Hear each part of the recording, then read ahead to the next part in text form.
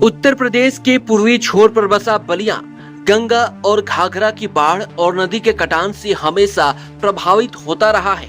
तटबंधों के निर्माण एवं पुनर्निर्माण पर सरकार द्वारा पैसे पानी की तरह बहाया जा रहा है, लेकिन बाढ़ के दंश को झेलने को बलिया वासी मजबूर रहते थे। इतना ही नहीं, बहुतेरे ग्रामीण बेघर भी हुए। लेकिन वर्ष 2023-24 में शासन की मंशा के अनुरूप तटबंधों को कटान से बचाने के लिए स्वीकृत 12 परियोजनाएं निवर्तमान जिलाधिकारी रविंद्र कुमार की देखरेख में सिंचाई विभाग के बाढ़खंड ने समय से पहले कार्य पूरा कर लिया।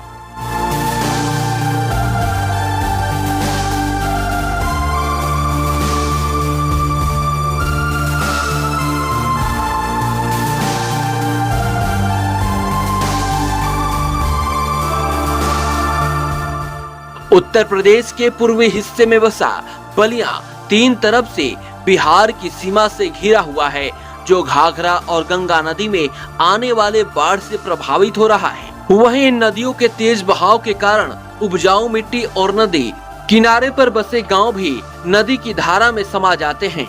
सरकार हमेशा गांव को और उपजाऊ भूमि को बचाने की कवायद करोड़ों रुपए पानी की तरह बहाती है, लेकिन यह सारी कवायदें ढाक के तीन पात साबित हो रहे हैं। कारण समय से पैसे न मिलना। इस वर्ष समय से पैसे भी उपलब्ध हो गए और निवर्तमान जिलाधिकारी रविंद्र कुमार की निगरानी होती रही। साथ ही बाढ़ विभाग के अधिशासी अभियंता संजय मिश्रा चुनाव ड्यूटी तेज गर्मी की परवाह न करते हुए अपने सहयोगियों के साथ मिलकर 65 करोड़ की लागत से शुरू हुई 12 परियोजनाओं को पूरा कर लिए।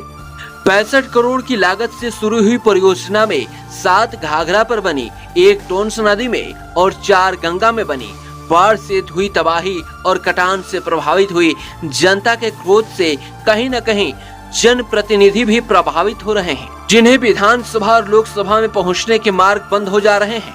जैसे पिछले साल घाघरा से हुए कटान से प्रभावित ग्रामीणों ने भाजपा सांसद रविंद्र कुशवाहा को हैट्रिक लगाने से रोक दिया, वैसे इस साल की बात करें तो अधिशासी अभियंता संजय मिश्रा के दावे हैं कि इस साल समय से सारे कार्य पूर्ण करा लिए गए हैं और बलिया बाढ़ से सुरक्षित है। अब देखना होगा कि बाढ़ के समय में बलिया सुरक्षित रहता है या दावे फेल हो जाएंगे।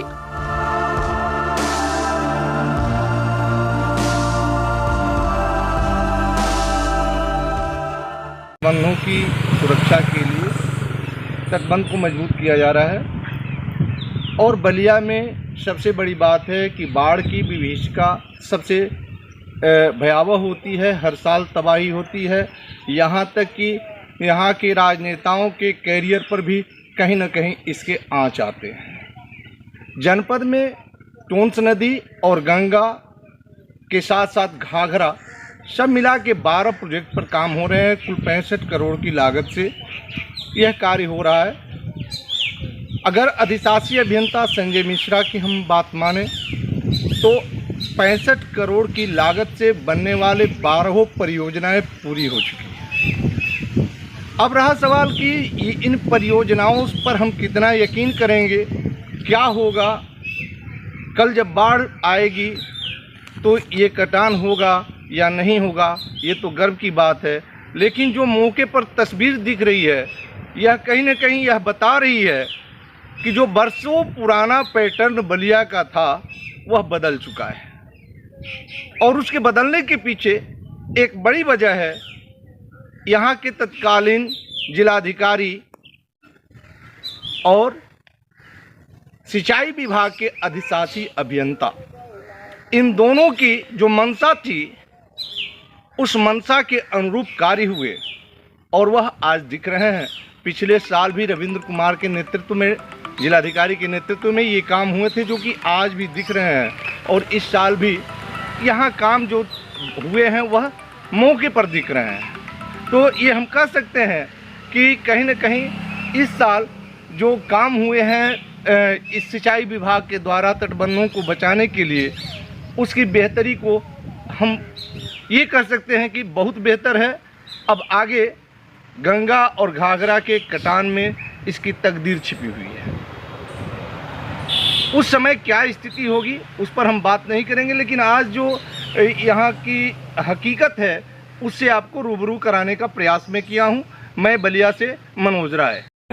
वित्तीय वर्ष 23-24 में गंगा, घाघरा और टूंस पर बाढ़ से बचने और बचाने के लिए जो तटबंध को मजबूत करने के लिए प्रोजेक्ट तैयार हुए थे, कुल संख्या कितनी रही और कितने लागत की थी? कुल जो रनिंग प्रोजेक्ट है उनकी संख्या 12 है और गंगा पे 4 और सरजू पे 7 और एक टोल्स पे है, और इन परियोजनाओं के काम हमारे लगभग पूरे हो गए हैं। कितने लागत से ये परियोजनाएं चल रही थी? वित्तीय वर्ष 23-24 के लिए जो स्वीकृति प्रदान हुई थी 80 करोड़ की स्वीकृति प्रदान हुई थी बाढ़ बलिया के लिए। क्या लगता है कि इस साल जो आपने तटबंधों को मजबूत करने के दिशा में जो कार्य किए हैं, बलिया सुरक्षित है? इस बार जितनी भी परियोजनाएं ली गई हैं वो सेंसिटिव रीच की परियोजनाएं हैं, इनके कार्य हो गए हैं। इसके वजह से बलिया पूरी तरह सुरक्षित है, किसी तरह की कोई शंका की गुंजाइश नहीं है। और हम लोग बाढ़ पूर्व तैयारियां भी करना होता है सारे कर लिए हैं, सबकी ड्यूटी लगा दी गई है। हमारे फ्लड कंट्रोल रूम चालू है और बाढ़ चौकियाँ स्थापित कर ली गई हैं। सभी जेई और ए की बंदेवार ड्यूटी लगा दी गई है और बाढ़ सुरक्षा समितियों के साथ सहायक अभियंताओं की मीटिंग भी करा ली गई है। सबके व्हाट्सएप और मोबाइल नंबर के ग्रुप भी बना दिए गए हैं ताकि किसी भी परिस्थिति में उनसे सूचनाओं का आदान प्रदान किया जा सके। हम लोग जो है जेई और ए को निर्देश दिया है कि वो लगातार अपने तटबंध पर प्रतिदिन दौरा करें और वहाँ के लोकल लोगों से भी तटबंध के बारे में, पिछले वर्ष के अनुभवों के बारे में जानकारी एकत्रित करें ताकि किसी भी स्थिति से निपटने के लिए बाढ़ जो पूरी करते हैं। घाघरा पर कितनी चौकी है और गंगा पर कितनी चौकी है सर?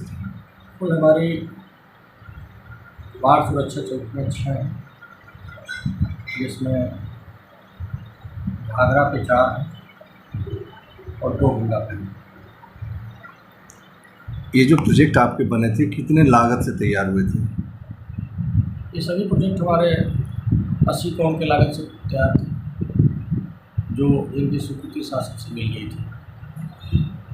पिछले दौर में जनपद जो है हमेशा बाढ़ से तबाह रहा है। कभी कटान होता था तो कहीं तटबंध टूटने की भी बात आती थी, लेकिन इस बार जो आपकी तरफ से कहा जा रहा है कि बलिया सुरक्षित है, चमोर से सुरक्षित है, तो इसमें कितना दम है?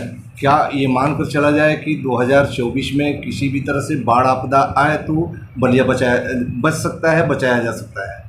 विगत 4 वर्षों में 2 वर्ष कंटिन्यूअस गंगा का जलस्तर 21 और 22 में अपने हाईएस्ट लेवल तक गया था। लगभग 23 लाख क्यूसेक डिस्चार्ज पास हुआ था। उसके बाद भी हम लोगों ने सतत प्रयास करके किसी भी तटबंध को कोई क्षति नहीं हुई, सभी तटबंध सुरक्षित रहे, उसका भी आकलन कर लिया गया है। और जो परियोजनाएं बनाई गई हैं उनमें संवेदनशील स्थानों को चिन्हित करके बनाया गया है। यह पूरे विश्वास के साथ कहा जा सकता है कि बलिया पूरी तरह बाढ़ से सुरक्षित है। यूपी 60 न्यूज के लिए बलिया से मनोज राय की रिपोर्ट।